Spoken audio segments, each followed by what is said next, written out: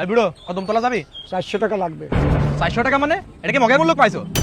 ইচ্ছা হলে গাড়িতে ওঠো, না হলে এখান থেকে যাও। সরাসরি বললেই তো হয় তোমার যাওয়ার ইচ্ছা নেই। 200 টাকার ভাড়া 400 টাকা চাই বসে আছো। চাচা কদমতলা যাবেন? হ্যাঁ হ্যাঁ যাবো, যাওয়ার জন্যই তো বসে আছি। ভাড়া কত? 200 টাকা। ঠিক আছে। আরে এটা কি হলো বুড়ো? এটা কিন্তু পুরো নাইনসাফি হয়ে গেল আমাদের সাথে। দাদু, আমার বাবার কাছে 400 টাকা আর ওই ভাইয়ের কাছে 200 টাকা চালান কেন? হ্যাঁ দাদু, তোমার বাবার কাছে 400 টাকাই ভাড়া। মনে করে দেখো তোমার বাবা আমার সাথে কিভাবে কথা বলেছিল। কি বলেছিলাম? বলেছিলাম চাচা কদমতলা ভাড়া কয় টাকা? না, তুমি বলেছিলে এই বুড়ো কদমতলা যাবি? আর ওই ছেলেটা বলেছিল। চাচা কদমতলা যাবেন? আর তুই যে আমার সাথে তুই টাকারি করে কথা বলছিস, এইভাবে তোর গোলামদের সাথে কথা বলবি। আমি তোর গোলাম না, আমি নিজে কামাই করে খাই আর গোলামি করে ওই একজনের। দাদুর জবাবগুলো কেমন লেগেছে? ভালো লাগলে বেশি বেশি শেয়ার করুন।